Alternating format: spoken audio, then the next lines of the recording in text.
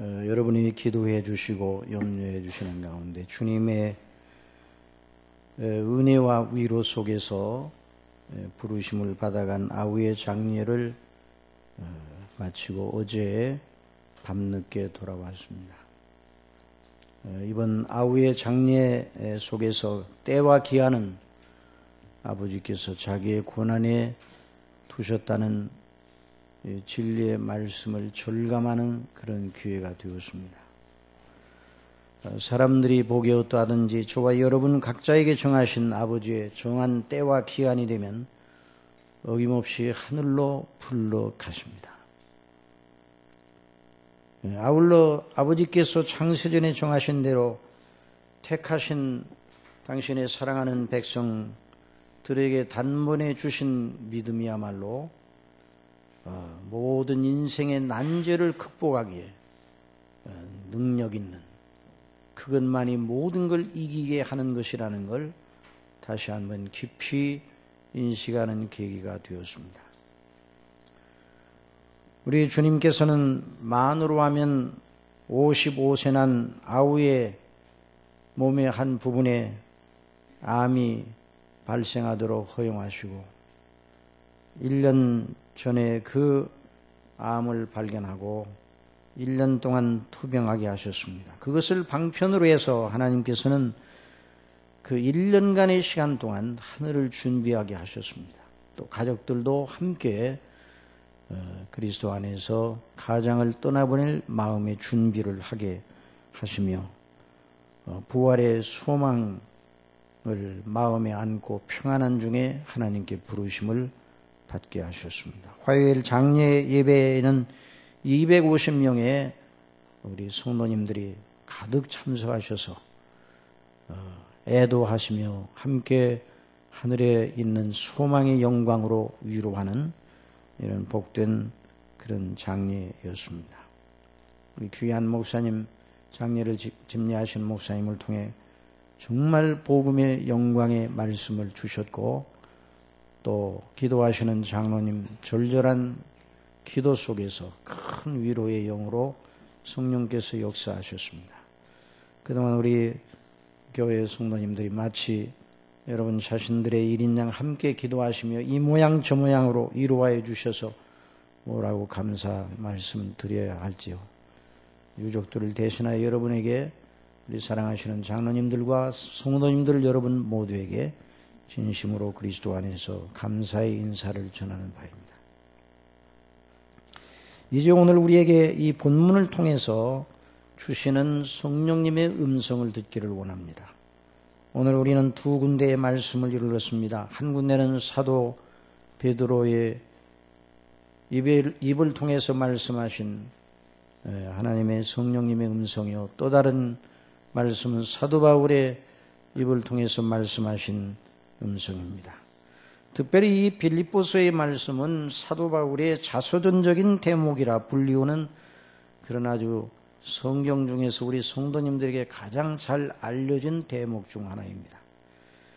이 자서전이라면 자신의 삶의 이야기를, 자신과 자신의 삶에 대한 이야기를 자기가 직접 쓴 것이다, 이런 뜻입니다. 자서전이라는 말은 여러분 사도 바울에 대하여 바울이 이 자서전적인 대목이 없더라도 사도 바울이 어떠한 사람이었으며 어떤 사람으로 있다가 어떻게 변화되어서 세상을 살았는가 하는 것에 대해서 성경 여기저기서 많이 우리는 발견할 수가 있습니다. 사도행전의 8장 이후 28장까지 사도행전의 그 긴 대목에서 사도 바울의 여정에 대한 그 사역과 그 행사에 대한 것이 8, 90%를 차지하고 있습니다. 또 사도 바울이 쓴 서신들을 통해서 그의 개인의 인격적인 여러 면모에 대해서 군데군데서 발견할 수 있습니다. 그러므로 그가 누구였는지 그 자신이 말하지 않아도 잘 알 수가 있어요.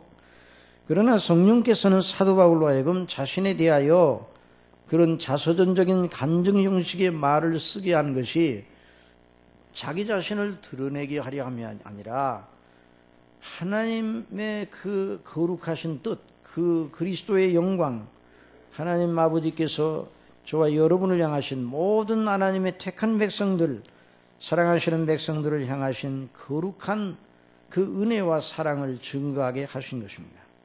그래서 로마서 15장 4절에 있는 말씀처럼 무엇이든지 전에 기록한 바는 우리의 교훈을 위하여 기록된 것이니 우리로 하여금 인내로 또는 성경의 위로로 소망을 가지게 함이니라. 바로 사도 바울의 이 자서전적인 이 대목이, 이 빌립보서의 말씀이 자신에 대하여 말하게 하신 것이 아니라 성령께서 우리 모든 하나님의 사람들이 들어야 하고 가져야 하는 대단히 중요한 그 가치, 대단히 중요한 그 영광을 다시 한번 강조하게 하신 것입니다. 시대나 환경이나 문화적인 어떤 특수성에도 불구하고 예수 그리스도를 믿는 사람들이라면 모두 사도 바울 같아야 된다고 말씀하고 계십니다. 저와 여러분이 그래야 됨을 오늘 이 시간에 하나님의 성령께서 인식하게 하시는 놀라운 역사가 있기를 바랍니다. 이것이 사도 바울의 말이 아니라 우리의 말이 되어야 된다는 것입니다. 그리고 이 사도 베드로를 통해서 주신 말씀 역시 마찬가지입니다. 그리스도 안에서 구원을 받은 모든 하나님의 자녀들이 어떤 사람들인가, 어떠한 사람들로 자신들을 생각해야 되는가. 저와 여러분이 그리스도 안에서 하나님의 자녀가 되었다면 다 같이 우리는 길을 찾은 사람들이라, 이런 의식을 가지고 있어야 됩니다. 길을 찾아 나선 사람들이 아니라 길을 이미 발견한 사람, 이미 그 길을 알고 있는 사람들입니다. 우리가 어디서부터 왔으며 어디로 가고 있다고 하는 사실을 알고 있는 사람, 누구와 함께 길을 가고 있다는 사실을 알아야 하는 사람입니다. 저와 여러분은 길을 찾은 사람들입니다. 이것이 바로 하나님의 자녀들의 중요한 특성인 것입니다. 여러분, 하나님의 자녀들과 그렇지 아니한 사람들의 그 구별점은 무엇인가? 그리스도 밖에 있는 사람들은 한결같은 모습, 이런저런 모습을 내보인다 할지라도 한결같이 그들의 특성은 길을 찾지 못하여 아직도 헤매고 있습니다. 아직도 무엇이 옳은가, 어떻게 살아야 되는가, 무엇을 위하여 자신의 마음을 가누어야 되는가, 무엇을 위해서 자신을 드려야 되는가 모르고 있어요. 그래서 이것도 했다, 저것도 했다, 이렇게도 했다, 저렇게도 했다, 마음을 이렇게도 먹었다, 저렇게도 먹었다, 종잡을 길이 없는 것입니다. 그러나 그리스도 예수님 안에 있는 사람들은 그렇게 해서는 안 된다고 말씀을 하고 있는 것입니다. 그리스도 예수님 안에 있는 사람들은 길을 찾은 사람들입니다. 너희가 전에는 양과 같이 길을 잃었더니 영혼의 목자와 감독 되신 이에게 돌아왔느니라. 이것이 바로 저와 여러분의 이야기입니다. 저와 여러분의 자서전적인 이야기가 되어야 됩니다. 누가 저와 여러분에게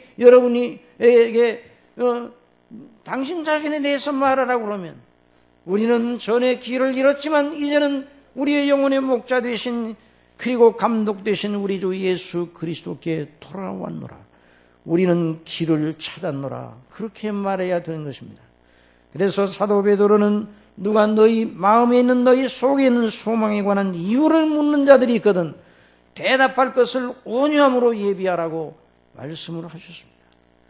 그래서 그리스도인들은 이렇게 말할 줄 아는 사람들이에요. 여러분, 사도 베드로는 양과 목자의 관계를 통해 하나님과 우리 사이의 관계를 나타내고 있습니다. 성경 전체에 그런 대목이 너무나도 많습니다. 양과 목자. 여러분, 양의 운명은 목자에게 달리는 것입니다. 양은 목자를 떠나면 죽은 것이나 마찬가지. 목자를 잃은 양은 헤매지 않을 수가 없는 것입니다. 그러나 목자를 만나면, 참 목자를 만나면 그는 더 이상 길을 잃지 않습니다. 목자의 돌보심 속에 있는 양은 정말 행복한 양이고 안전한 양입니다. 저와 여러분이 그런 사람이기를 원합니다. 아니, 그런 사람입니다. 그리스도 안에 있으면 영혼의 목자와 감독 되신 에게 돌아온 것입니다. 언젠가 여러분에게 말씀드렸던 것처럼 평생 철학을 연구하고 미국의 대학과 국내 굴지의 대학의 강단에서 40년간 자신이 공부한 철학을 가르쳤고 150여 권의 철학서를 직접 집필하여낸 85세는 노 철학자에게 어느 일간지 기자가 찾아가서 물었습니다. 인생의 의미가 무엇입니까? 평생 노력했지만 인생의 궁극적 의미 같은 건 없다는 생각이 드네요. 답이 없다는 답을 알게 된 거죠. 그 철학자의 대답입니다. 사실 인생의 의미가 뭐냐 하는 물음은 성립이 안 됩니다. 어떤 면에서 그걸 찾으려는 노력조차 헛되는 것이죠. 그러나 인생에서의 의미는 가능합니다. 기자가 놀라서 물었습니다. 아니 지금까지 인생에 의미가 없다고 그러시더니 어디서 인생의 의미를 찾는단 말입니까? 각자 살아가면서 자기에게 의미가 있다고 생각하는 일을 힘쓰면 되는 겁니다. 나는 허무주의자입니다마는 여러 가지의 모든 위기를 극복하되 그렇게 내 자신 속에서 의미를 찾으려고 애를 쓰면서 살아왔어요. 여러분, 이 철학자는 뭐라고 말하고 있습니까? 이것이 정답이다. 이것이 길이다. 이것이 진리다. 이런 게 없다는 말이에요. 인생에는. 그저 자기 스스로 정답을 찾아 그러려니 하고 살면 되는 것이 인생이다. 이렇게 어느 철학자가 말하고 있는 것이에요. 여러분 이 말을 들으면 여러분은 어떤 생각입니까? 여러분이 사도 바울이 말하는 것과 이 노 철학자가 40여 년 동안 대학 강단에서 철학을 강의하고 공부를 하고 무던히도 공부를 많이 해서 150여 권의 책을 쓸 정도로 그리고 자기에게 10년간의 시간만 더 주어진다면 좋겠다. 왜 그렇습니까? 더 쓸 내용이 아직도 남아있기 때문에 책을 더 쓰고 싶어요.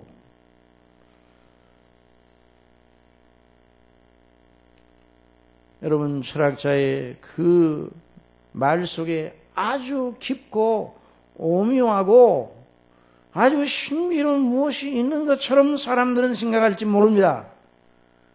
그러나 길을 찾지 못했다는 사람에게 길을 물어봐도 길을 찾지 못했다는 사람에게 길을 물어보는 것 자체가 논리적으로 맞지 않습니다.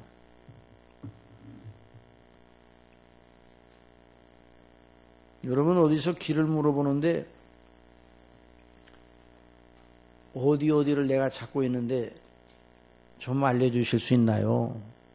잘 아실 것 같아서 물어보는데 그 사람이 뚜리 바라보면서 글쎄요 내가 어디서 본 것 같기는 한데 라고 말하면 더 이상 기대하지 말아야 됩니다.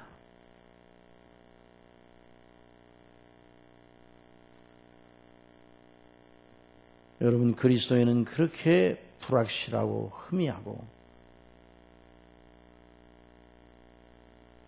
이것인가 저것인가 아직도 결정을 못하고 있는 그런 사람이 아니라 사도 바울처럼 길을 찾은 사람입니다.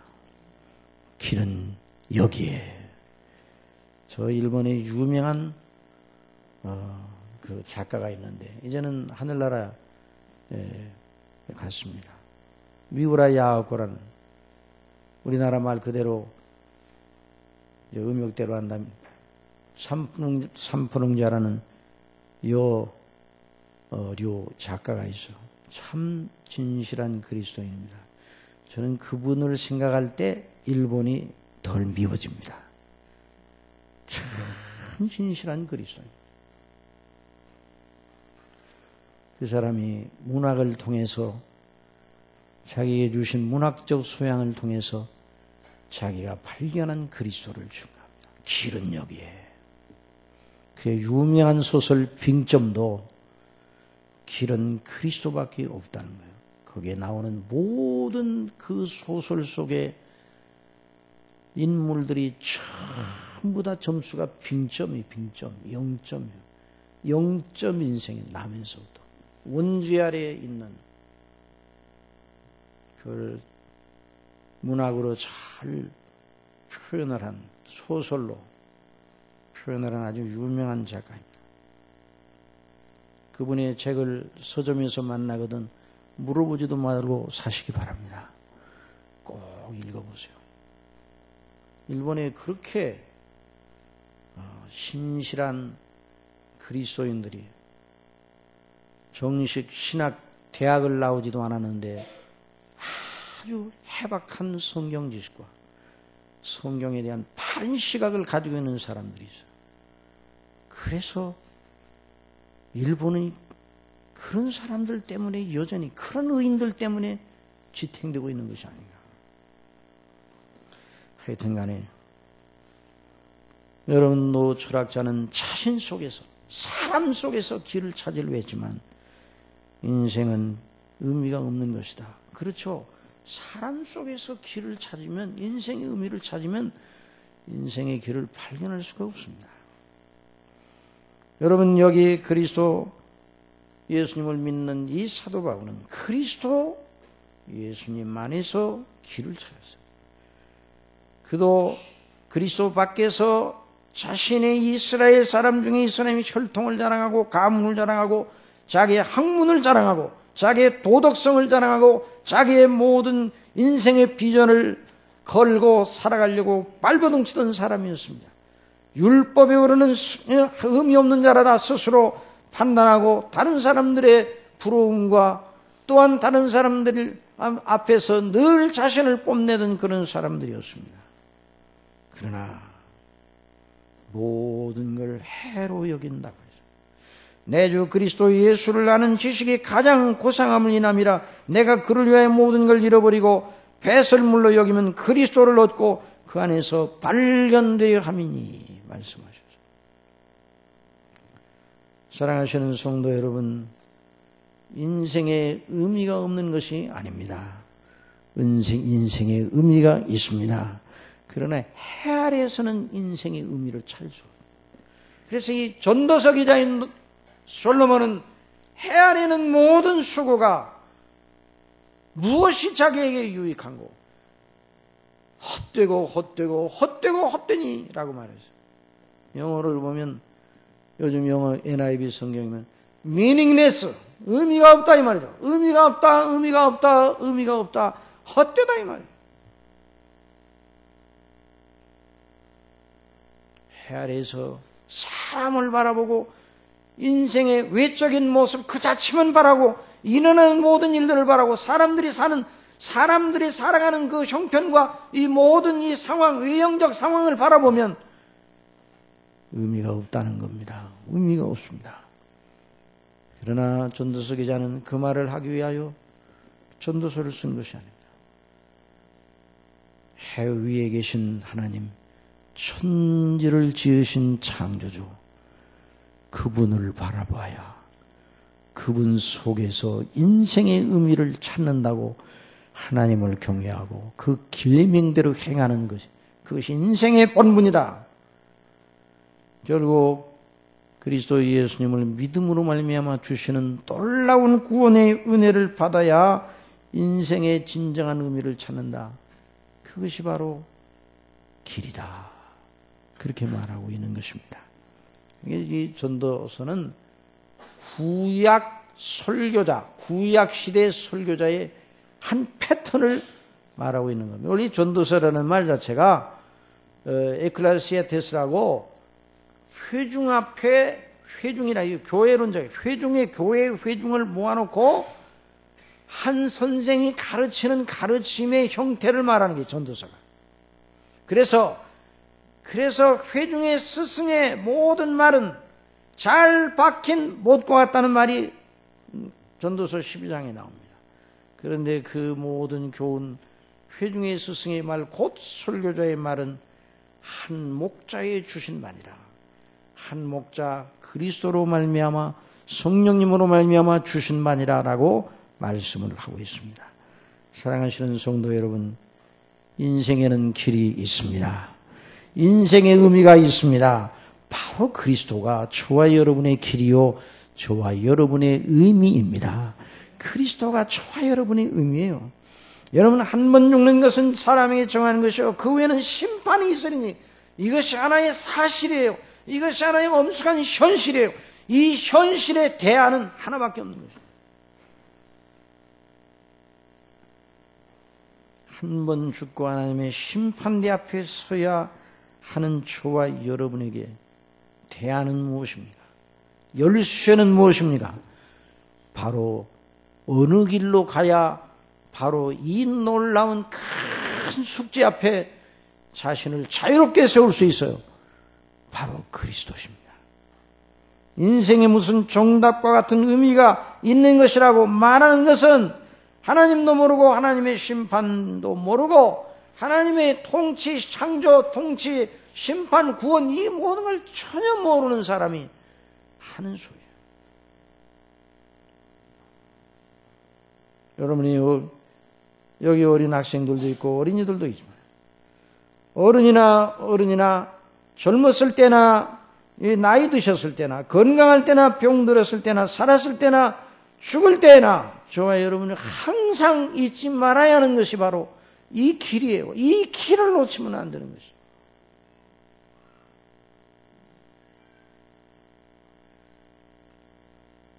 이번에 제가 우리 동생의 장례식을 참여하면서 그 동생이 병투쟁하면서 하나님께 부르는 과정에 대해서 부르심을 받는 과정에 대해서 제 제수를 통해서 들으면서 하나님께서 사랑하시는 동생이었구나. 그 어려운 가운데서도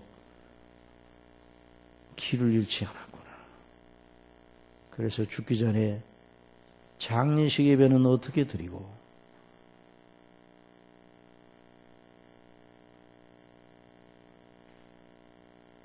산에서 장례를 마치고 내려오면 거기 오셨던 손님들에게 어느 식당에 가서 대접까지 하라고. 이런 여유가 있었던 것은 하나님의 영광을 바라보고 자신의 길을 분명히 알았기 때문이구나. 큰 일과 위로가 되더라. 여러분, 많은 분들이 제멋에 사는 인생이라 하면서 자기 멋대로 살아갑니다. 그러나 사랑하시는 여러분, 제멋에 사는 인생이라는 건 정말 그 말은 해서는 안 되는 겁니다. 저와 여러분이 제멋에 살아서는 안 됩니다. 하나님의 주신 길대로 걸어가야 됩니다. 하나님이 사람에게 길을 정하시고 그 길을 기뻐하셨다고 그랬어요. 저와 여러분을 지으시고 저와 여러분으로 하여금 이 땅에 태어나게 하시고 모태에서 조성하시고 먹이시고 기르시고 심판하시는 창조주 하나님을 바라봐야 되는 것입니다. 너는 청년의 때 곧 곤고한 날에 이르기 전 나는 아무나기 없다고 할 해가 가깝기 전에 너의 창조주를 기억하라.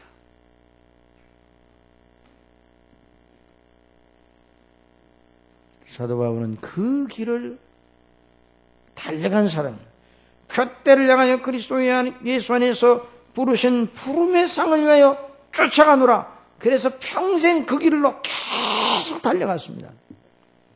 그런데 이제 사람들이요, 길이라고 생각하고 계속 그 길로 달려갔다가 길이 아니네? 막힌 길이 가다가 막혔어요. 길이 아니네? 돌아서 나와야 되는 그 길을 잘못 온 것이죠. 인생도 그렇게 살아가는 대부분의 사람들이 그렇게 살아요. 길이 없는 사람.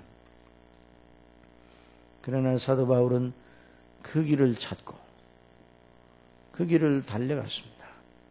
그리고 그 길의 마지막 피니시 라인, 마지막 이제 모든 길이 다 끝나는 그 지점에 왔을 때 내가 선한 싸움을 싸우고 믿음을 지키고 달려갈 길을 다 달려갔다고 그랬어요. 그리고 난 다음에 마지막 피니시 라인, 그 종착점 기약에 이르렀을 때에 사도 바울은 앞을 내다보면서 자기를 위해 예비하신 상을 바라봤습니다.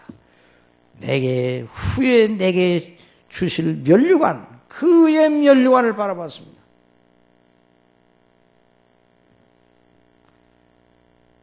여러분, 그러니 분명하잖아요. 사도 바울이 찾은 길을 저와 여러분도 달려야 됩니다. 여러분, 사도 바울이 간 그 길은 아브라함이 걸었던 길이에요. 모세가 걸었던 길입니다. 다윗이 걸었던 길입니다. 사도 바울이 걸었던 그 길은 우리 예수님께서 십자가에 죽으시고 부활 승천하실 때 올라가셨죠. 그 제자들이 보는 자리에서 올라가셨죠. 그런데 예수님의 그 모습이 하늘을 쳐다보고 있는데 예수님의 모습이 더 이상 보이지 않습니다. 예수님이 올라가시며 구름이 저를 가리우니 더 이상 보이지 않았어요. 여러분, 그러나 그 예수님은 사라진 것이 아닙니다. 계속 그 길을 따라 올라 어디로 갔습니까? 하나님께로 갔습니다. 그 길을 따라 하나님 우편에 앉으셨습니다. 사랑하시는 성도 여러분, 사도 바울이 그 말을 하고 있지 않습니까? 그리스도와 함께 우리를 살리시고 그리스도와 함께 하늘에 앉히시니, 그러니까 사도 바울이 간 그 길은 예수님이 승천하여 가신 그 길이에요. 그 길로 거짓 나사로도 갔어요. 그 길로 모든 하나님의 사람들이 갔습니다. 그 길로 저와 여러분도 가야 합니다. 그 길을 따라가 아버지의 보좌에 이르게 될 것입니다. 아버지의 보좌 우편에 앉게 될 것입니다. 이게 저와 여러분이 얼마나 행복한 사람이에요. 그래서 표태를 향하여 그리스도 예수 안에서 위에서 부르신 푸름의 상을 위하여 쫓아간다고 그랬습니다. 그러니 지난 시간에 지난 주일에 우리 상고하는 것처럼 우리는 확실한 것을 붙잡은 사람이에요. 이거냐 저거냐, 이거일까 저거일까, 이거 한번 실험해 볼까? 뭐 그런 것이 아닙니다. 믿음은 실험이 아닙니다. 믿음은 모험이 아닙니다. 모험과 실험은 확실하지 못하나 한번 테스트를 해서 정말 확실한지 안 한지를 알아보겠다는 거 아니에요? 그러나 저와 여러분이 믿는 믿음은 실험이 아닙니다. 실험이 아니라 정말 있는 그대로 정말 진리이기 때문에 믿는 거예요. 그리고 그 진리를 믿는 믿음만이 저와 여러분을 배반하지 않습니다. 다른 것들은 다 배반을 하는 거예요. 여러분, 거짓말을 따라가면 어떻게 해요? 그 말이 우리를 지켜줍니까? 나중에는 송두리째 우리를 다 패망에다 던져버리고 말잖아요. 그러나 진리를 따라가 그 길을 따라가는 사람 하나님께서 지켜주십니다. 하나님이 사람의 걸음을 정하시고 그 길을 기뻐하셨으니 그래서, 그리고 그 길을 가다가 넘어지더라도 그 길을 가다가 넘어지고 연약하고 넘어지죠. 우리의 연약은 다 연약은 이 사실적으로 있으냐. 넘어지는 게 이상한 일이 아닙니다. 넘어질 수밖에 없습니다.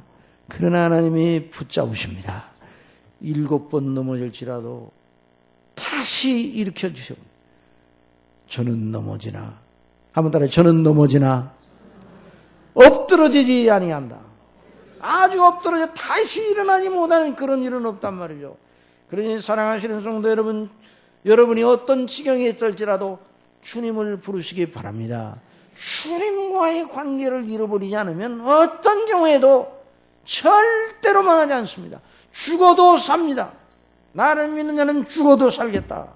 살아서 나를 믿는 자는 영원히 죽지 아니하리라 말씀해 주셨습니다.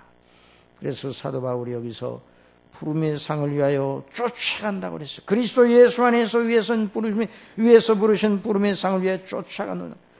그의 이 사도 바울의 말은 믿음의 일을 경주장에서 달리는 선수의 모습에 비유를 하고 있습니다. 예? 경주장에서 달리는 선수의 모습. 여러분, 경주장에서 경기하는 선수들에게 있어서 최고의 기쁨은 무엇입니까? 이기는 것이죠. 이기는 것. 예? 이기는 것이죠. 자, 어떤 일도 경주장에서 어떤 경기라든지 또는 다른 박지라든지 어떤 경주라든지라도 이기는 자의 그 기쁨은 대단한 것입니다. 그러니 사도 바울은 그 경기에 비유하여서 믿음의 길을 나타냈습니다. 그래서 저와 여러분은 이기는 자입니다. 자, 그래서 사도 바울이 이렇게 말했지만 저 요한계시록의 사도 요한을 통해서도 우리 주님께서 이기는 자에 대한 약속을 하셨어요. 이기는 자는 이와 같은 은혜를 주실 것이다. 여러분 믿음으로 이기시기 바랍니다. 근데 이기는 길이 어딘가? 믿음으로밖에는 이길 수가 없는 거예요. 주님을 믿음으로. 자, 그런데 이와 같은 이 문학적인 표현, 자, 표대를 향하여 달려간다 하는 표현, 또 저리는 길을 잃었더니 양과 같이 길을 잃었더니 이제는 영혼의 목자와 감독되신 이에게 돌아왔느니라 이런 말을 했죠. 이런 모든 표현들이 문학적 또는 심리학적인, 정신의학적인 그런 방식의 표현 방식입니다. 이런 것들이. 자, 예를 들어 믿음으로, 자, 여호와는 나의 목자시니 내가 부족함이 없으리로다. 이런 말씀들이 다 문학적인 표현이죠. 그런데 이 문학적인 표현 속에서만 머물러 있으면 안 되는 겁니다. 자, 성경은 문학을 도구로 하여 쓰여졌습니다. 그런데 하나님께서 성경을 통해서 나타내시려는 아주 중요한 것은 무엇인가? 진리의 체계입니다. 아무튼 따라서 진리의 체계. 그러니까 길을 찾았다는 이 말을 문학적 표현으로 그렇게 나타낼 수 있어요. 옛날에 양처럼 길을 잃었더니 이제 영혼의 목자와 감독 되신 이에게 돌아왔으니 이제 우리 길을 찾았다 이렇게 말할 수 있는데 그 내용이 무엇인가? 그 내용이 무엇인가를 알아야 돼요. 그래서 여러분 이 진리는 언제나 아주 명료한 명제, 좀 어려운 말이지만 명료한 명제 또는 교리, 교훈적 형태로 정돈이 돼야 돼요. 여러분 수학에도 공식과 공리가 있잖아요. 수를 마구잡이로 늘어놓은 게 수학이 아니에요. 그 수의 질서가 있단 말이죠. 수와 수의 그 이치가 있단 말이에요. 이런 걸 잘 이렇게 공리와 공식으로 만들어 놔야 그게 수학이 되는 거예요. 수학이. 숫자만 잔뜩 늘어놓는다고 수학이 되는 게 아니에요. 마찬가지로 이 성경도 문학적인 표현이 많이 있고 또 심리학적인 표현들이 많이 있어요. 뭐 위로, 또 마음을 부드럽게 하고, 여러 가지 그 표현들이 있죠. 우리의 심령에 주시는 여러 가지 은혜를 정서적 여러 상태를 나타내는 표현들이 있습니다. 그런데 가장 그 표현들이 하나의 살과 같아. 살과 같은데 뼈가 있어야 돼요. 뼈가. 그 뼈 골격이 있어야 돼요. 골격이 없이 살만 있으면 안 된단 말이죠. 그러니까 하나님과 우리 사이에 이 관계를 나타내는 논리적인 그 진리의 체계가 있는 거예요. 진리의 체계. 좀 어렵죠. 이 말이 좀 어렵기는 하지만 그러나 이걸 알아야 돼요. 진리의 체계, 이치, 정돈된 그 공식 이와 같은 것이 있어야 돼요. 교리. 그래서 교리가 대단히 중요합니다. 여러분 어린아이들의 이 삶으로 인식하고 사람을 알아보는 이것도요. 하나님께서 그리 인격을 그리 만드신 거예요. 그 어린아이들의 그 행동을 가만히 보면 어린아이들의 의식의 그 발전 과정을 보게 되면 그래서 이 학문이라는 것이 나왔구나 하는 걸 알게 되는 거예요. 어린아이들도 무슨 일을 보면 잘 살핍니다. 잘 살펴요. 어린아이들이 그냥 안 봐요. 잘 살펴요. 어린아이들이 처음에 꽃을, 이게 꽃이야, 꽃 해봐. 꽃 한번 해봐. 그럼 이제 따라하죠. 그 다음에 이제 꽃을 보면 그 꽃을 가만히 살펴요. 이게 뭐야? 꽃. 자, 장미꽃을 보고 이게 뭐야? 그랬더니 꽃. 그래 대답했다. 코스모스를 보고 이게 뭐야? 꽃. 다 모양이 다르잖아요. 개나리를 보고 이게 뭐야? 꽃. 대답하나 못해. 응? 대답하나. 꽃이라는 거 알아요. 모양이 다 다른데도 벌써 어린아이가 인식이 됐다는 거거든요. 그 뭔가 이치가 있어. 또 사람을 보더라도 어린아이들이 가만히 바라보는 그 어린아이들 가운데 이 어릴 때부터 이 생각, 어린아이들은 생각이 있어요, 없어요? 무슨 생각이 있겠나? 이렇게 생각하면 안 돼요. 어린아이들이요, 아주 어릴 때, 하고 태어날 때부터 생각이 있는 거예요. 이게 어른과 자기 생각을 교통하고 전달하지 못하고 의사표현을 아직은 못하나, 이제 의사표현을 어떻게 하는가? 막 우는 것을 해요, 어릴 때. 응? 너 왜 자꾸만 이렇게 울었었냐? 그러면 안 되는 거예요. 왜 울지? 자세히 살펴야 되는데, 이제 어른들은 그걸 모르니까 어른의 수준에서 어린아이들을 보려고 그러니까 실수를 많이 하는 거예요. 그리고 어린아이들도 가만히 보면 이치가 이리죠. 보세요. 저게 뭐야? 시계야, 시계. 저게 뭐지? 시계. 시계 어딨냐? 그러면 시계를 바라본단 말이죠. 그 다음에 두 번 물어봤어요. 시계 어딨지? 그럼 시계 또 바라봐요. 세 번째 물으면 안 바라봅니다. 그 말은 무슨 말? 아까 그렇게 얘기를 했는데도 또 물어봐? 그런 식이에요. 한번 여러분 실험을 해봐요. 한 서너 번, 너댓 번 물어보고 또 한 번 물으면 처음에는 안 바라보는 거예요. 이게 이제 인격적, 지성적, 지성적 이 하나님이 그렇게 만들어 놓으셨거든요. 그러니까 어린아이들도 이치를 알기를 원하고 어릴 때부터. 성경은 우리로 하여금 하나님과 우리 사이의 관계의 이치를 알도록 그렇게 만들어 놓으셨어요. 그러니 사도 바울이나 베드로가 길을 찾았다면 영적인 이치들을 발견하였다 그 말입니다. 한번 따라해보세요. 영적인 관계, 영적인 관계를 아는 지식을 얻게 되었다는 말이에요. 단순히 머릿속에만 머무는 지식이 아니라 영적인 하나님과 우리 사이의 관계에 대한 교리적 대단히 중요한 지식을 알게 되었다 이 말이에요. 하나님을 알고 하나님이 누구신가를 체험을 하고 그냥 하나님의 신비로운 어떤 영역을 체험을 하고 거기서만 머물지 아니하고 하나님이 어느 분이고 하나님과 우리 사이의 어떤 관계인가 이걸 알았다는 말입니다. 그래서 여기에 있는 이 말씀 가운데 아주 중요한 대목이 있는데 9절에 있는 말씀입니다. 9절. 우리 9절 말씀 다 같이 보세요. 빌립보서 3장 9절 다 같이 봅시다. 9절. 다 같이 시작. 그 안에서 발견되리 하면 내가 가진 의는 율법에서 난 것이 아니요 오직 그리스도를 믿음으로 말미암은 것이니 곧 믿음으로 하나님께로서 난 의라. 대단히 중요한 이 요점이에요.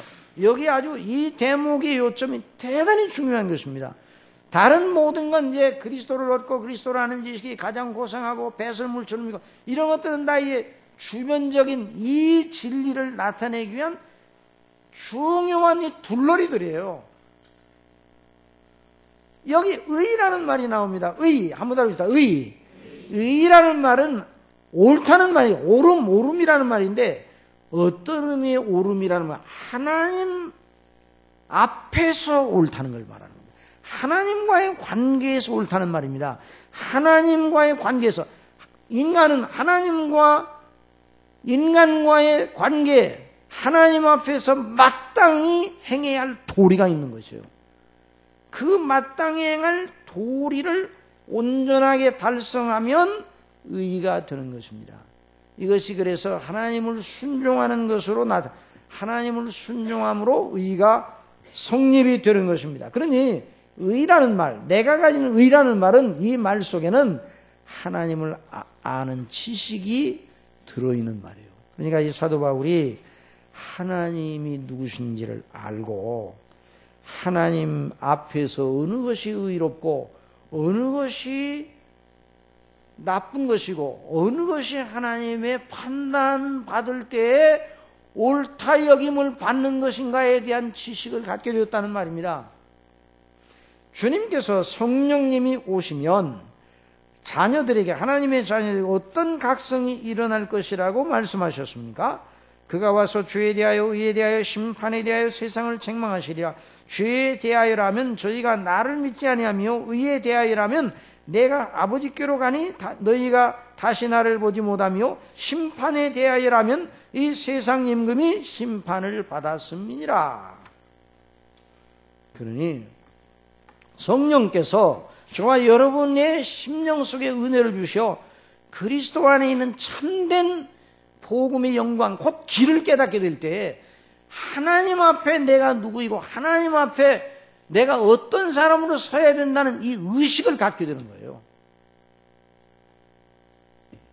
그냥 심의하게 진행하는 의식이 아니라 마음의 생각, 지성적, 정서적, 의지적, 그러니까 그 마음의 생각, 느낌, 관점, 그 인격적, 전인적, 그 사람의 사람됨 전체에 혁명적 변화를 주는 의식의 변화가 일어나는 거예요. 생각의 변화가 일어나는 거예요. 성령께서 그리하시는 거예요. 이제 그리스도 안에서 길을 찾았다. 우리가 길을 찾았다는 그 말은 그런 놀라운 하나님의 은혜로 하나님과 우리 사이의 관계에 대한 의식이 없던 의식이 생겨났다는 말이에요. 그게 놀라운 일이죠. 그래서 이제 사도 바울이나 또는 다른 사도들이 다 그거에 대해서 증거를 하는데요. 그래서 이제 존 칼빈 또 이 존 칼빈 목사님과 그런 그 줄기에서 성경을 보는 성령의 인도하심을 따라서 성경을 보게 된 그 개혁주의적인 시각에서 이런 은혜를 하나님의 역사를 하나님의 불광역적인 은혜로 표현합니다. 칼빈주의 5대 교리 가운데 불광역적인 은혜라는 말이에요. 한번 따라해서 불광역적인 은혜. 불광역적인 은혜를 우리에게 주셔서 우리 죽어있는 우리 심령을 죽은 사람 아무것도 못하잖아요. 그런데 죽은 사람을 깨어 일으켜 의식을 갖게 하려면 하나님의 부활의 권능, 창조의 능력, 새 창조의 능력이 그 사람에게 임해야 돼요. 그게 불광역적인 능력이 주어져야 되는 것이죠. 이런 은혜를 불광역적인 은혜라 그렇게 표현을 하였습니다. 그래서 하나님의 성령께서 말씀을 통해 전도의 말씀을 통해 그 사람이 그와 같은 은혜를 주시는 거예요. 그러니까 저와 여러분이 길을 찾게 된 그리스도 안에 길을 찾게 된 배후에는 누가 계셨어요? 성삼위 하나님이 계신 거예요. 그게 놀라운 일이에요. 저와 여러분의 믿음의 이 뿌리는 여러분 이 믿음의 나무가 있고 거기에 꽃이 피고 열매가 맺고 뿌리가 없으면 안 되는 거죠. 그러니까 저와 여러분의 믿음의 배후에는 성삼위 하나님이 계시단 말이에요.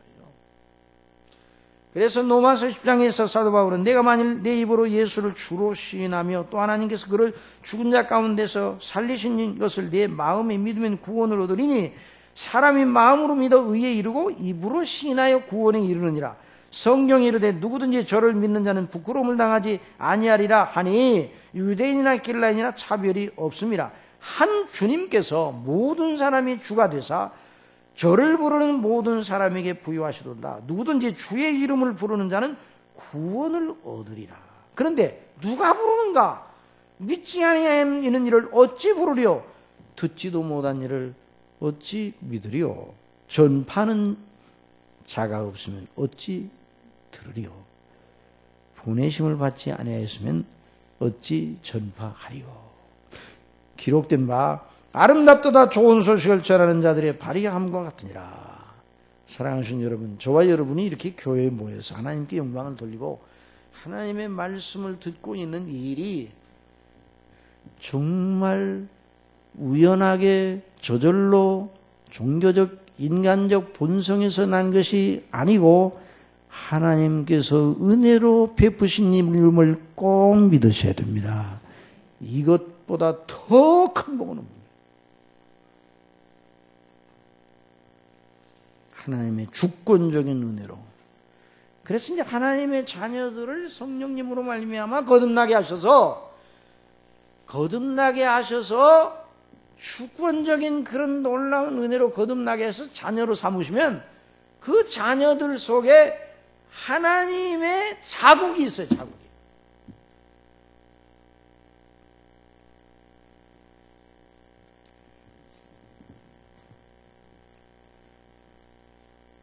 여러분 그렇잖아요.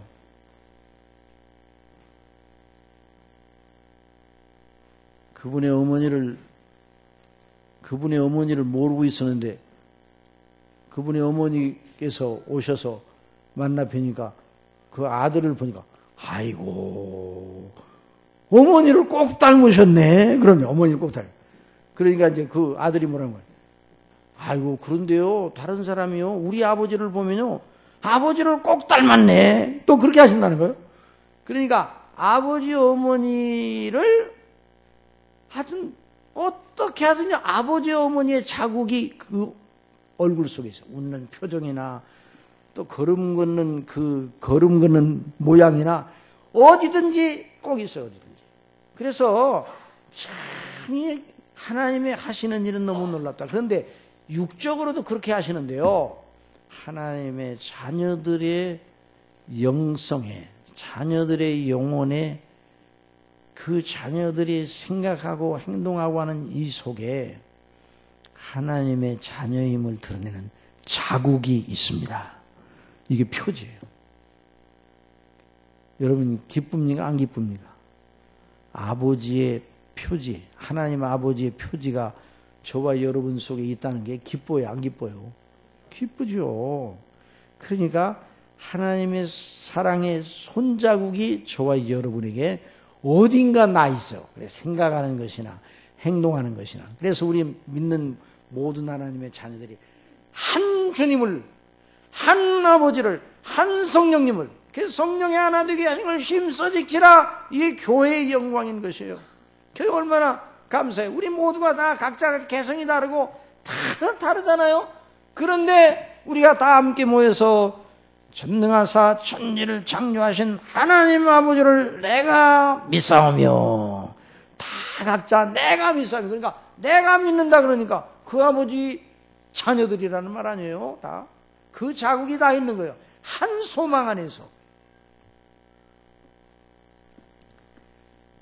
그러니까 하나님의 자녀들, 길을 찾은 하나님의 자녀들의 의식 속에서는 바로 하나님 앞에 자기가 누구인가를 아는 지식, 하나님이 누구시고 자기가 누구시고 자기가 마땅히 어떻게 하나님 앞에 해야 된다, 어떻게 해야 된다, 의를 하나님 앞에 제출해 하나님 앞에 의로운 자가 되어야 된다, 이런 의식을 가지고 있는 거예요. 그런데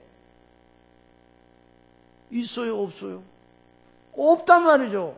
그러니까 하나님의 자녀만 자신에게 있는 의는 하나님 앞에 통하지 않는다는 걸 알고 있어요. 그전에는 사도 바울이 율법의 의로는 흠이 없다고 그렇게 말하였습니다. 스스로.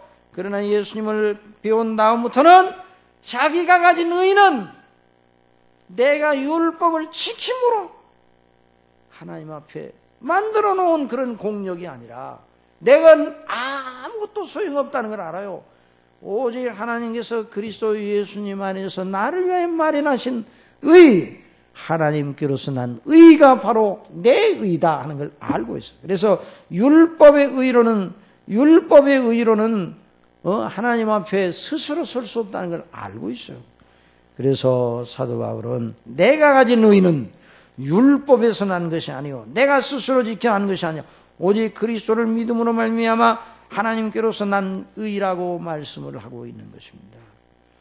여러분, 그러니 그리스도 안에서 구원을 받은 사람 하나님이 누구신가? 내가 하나님 앞에 누구인가? 하나님의 계명과 율법이, 그 의로운 율법과 계명이 사람에게 뭘 요구하는가? 그런데 내 스스로는 아무것도 못해서 결국 율법과 그 율법의 마침이 되시는, 율법의 완성자 되시는 예수 그리스도만이 하나님 앞에 나의 영원한 의라는 사실을 알고 있는 사람이에요. 이 사람이 길을 찾은 사람이에요. 저와 여러분의 의는 우리 자신이 만든 의가 아니라 그리스도 예수님 안에 있는, 예수님을 믿음으로 말미암아 하나님께서 우리에게 전가시켜 주신 그리스도의 의입니다. 그리스도의 의가 저와 여러분의 의인 것입니다. 이걸 가지고 있는 사람이 바로 이렇게 믿고 있는 사람이 길을 찾은 사람이에요. 길을 찾아. 그 사람이 심판대 하나님의 심판대 나갈 수 있는 사람이에요. 그래 믿음으로 하나님께 난 의라 내가 그런 다음에 10절에서 다 같이 보시죠. 10절 다 같이 시작. 내가 그리스도와 그 부활의 권능과 그 고난의 참여함을 알려하여 그의 죽으심을 본받아 어찌하든지 죽은 자 가운데서 부활에 이르려 하노니. 자, 이 말씀이 무슨 말씀인가? 자, 이 말씀이 예수님처럼 십자가에 실제로 못을 박혀가지고 죽어.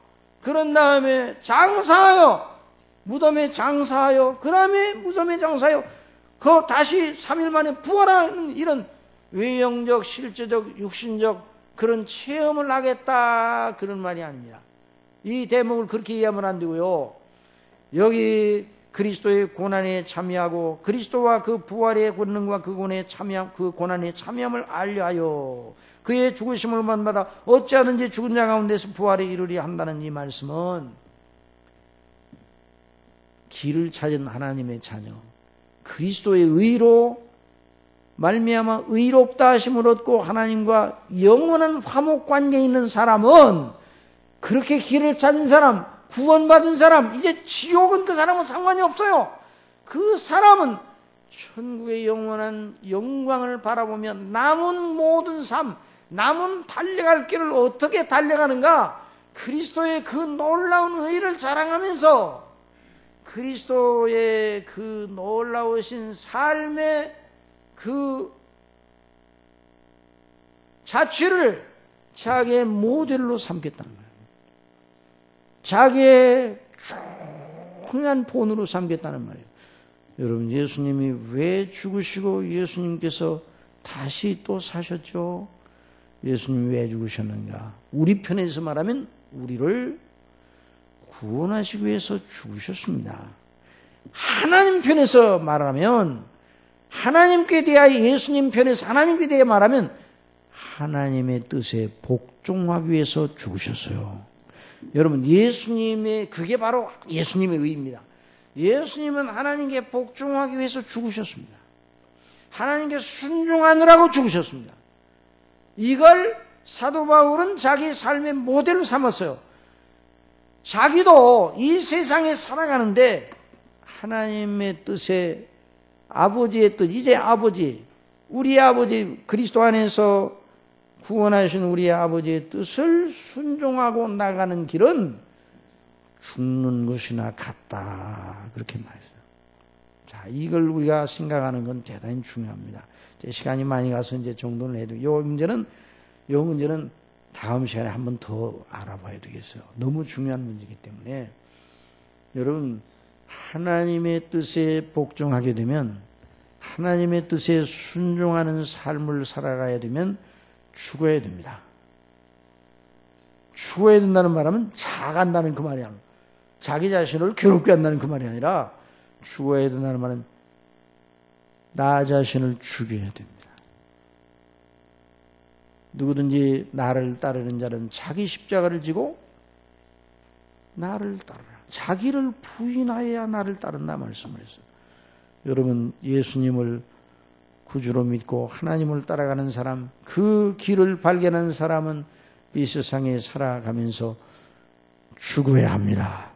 그냥 죽는 것이 아니라 하나님의 뜻과 계명에 순종하는 삶은 죽었다 하는 삶. 그래서 사도 바울은 나는 날마다 죽는다 그랬어요.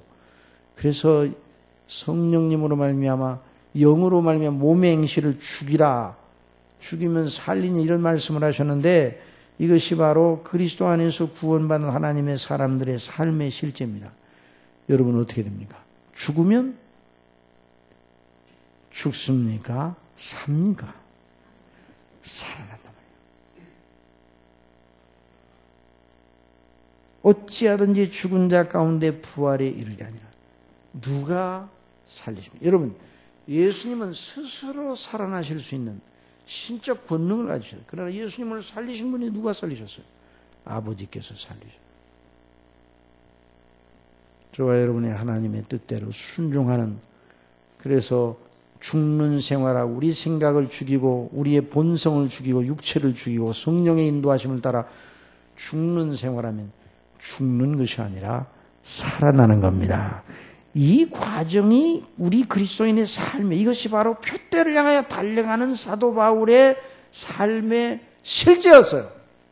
이 문제는 시간이 많이 지나가서 여기까지 하겠습니다. 정돈하겠습니다.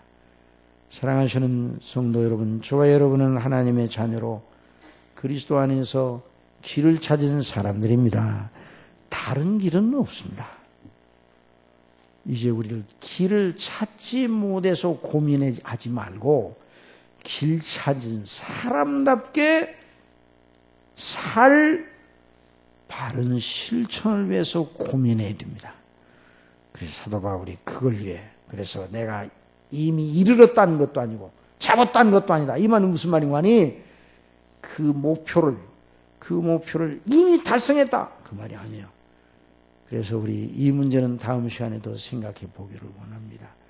그래서 우리가 이미 그리스도 안에서 구원받은 하나님의 사람으로 그리스도 안에서 하나님께 늘 영광을 돌리며 주님과 교통하면서 세상을 살아가되 영적으로 하나님의 뜻대로 순종함으로 하나님의 기뻐하는 거룩한 삶으로 이어져 나가는 귀한 역사가 넘치기를 바랍니다.